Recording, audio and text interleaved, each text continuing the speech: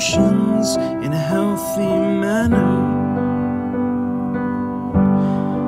and just become.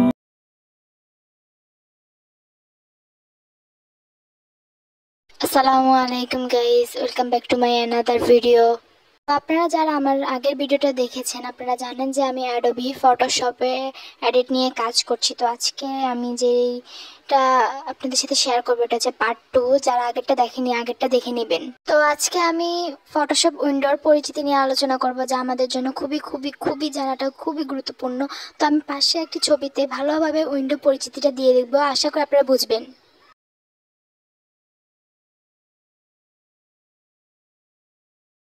আমি আশা করব আপনারা ফটোশপ উইন্ডোর পরিচিতিটা ভালোভাবে বুঝতে পেরেছেন। তো আজকে আমরা যেটা শেয়ার করব সেটা হচ্ছে কিভাবে ছবিতে আলাদাভাবে কোড টাই অ্যাড করা যায়, আমরা সেটাই দেখব। তো আপনারা ভিডিওটা না টেনে শেষ পর্যন্ত দেখতে থাকুন। আপনারা এখন পর্যন্ত যা কিছু দেখেছেন সবগুলোই হচ্ছে আগের মতো, দ্যাটস ওয়াই আমি আর রিপিট করলাম না। এখন হচ্ছে আমি সরাসরি চলে যাব আমার যে ফাইলে কোড টাই আছে সেটা ওপেন করার জন্য। তো আমি এটাকে ওপেন করে নেব। ওপেন করার পরে এই ছবিগুলোকে মুভ করার জন্য মুভ টুলবারটা ইউজ করতে হবে। আমি এখনও টুলবারের ভিডিওটা আপলোড করিনি, আমি তাড়াতাড়ি আপলোড করে দেব।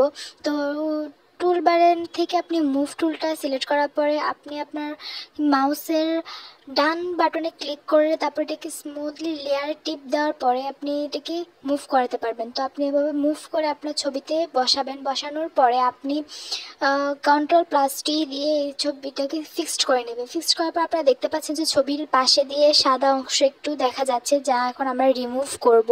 অর্থাৎ আমরা এখন এখানে স্ট্যাম্প ইউজ করব। স্ট্যাম্প ইউজ করলে আমাদের এটা পুরোটা কভার হয়ে যাবে। এখন আপনারা দেখতে পাচ্ছেন যে আমাদের ছবিটাতে আর কোনো সাদা রঙের কিছু দেখা যাচ্ছে না, তার মানে হচ্ছে আমাদের ছবিটা পুরোপুরি কভার হয়ে গেছে।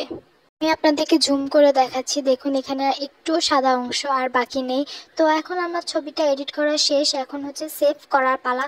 তো সেভটা ঠিকই আমরা আগের মতোই করব। ফাইলে যাব, সেভ অ্যাসে যাব, যাওয়ার পরে এখানে আমরা আমাদের যা যা যাবতীয় কাজ আছে সবগুলো সিলেক্ট করার পরে আমরা কিন্তু অবশ্যই ছবিটাকে ডেস্কটপে সিলেক্ট করতে হবে, আই মিন সেভ করতে হবে। তো আমরা সেই অনুযায়ী এই ছবিটাও আগের নিয়মে সেভ করে নিব। তো এখন আমি আমার সেভ করা ছবিটা খুঁজে বের করব।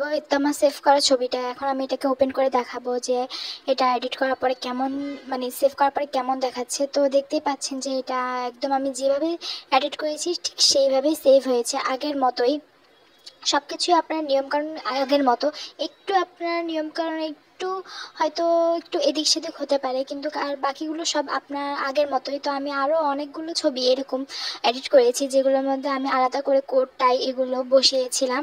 তো এই হচ্ছে আমার এই ছবিগুলো নমুনা। দেখতেই পাচ্ছেন আমি অনেকগুলো ছবি স্মুথলি করতে পেরেছি, তো আপনারাও অবশ্যই স্মুথলি করতে পারবেন।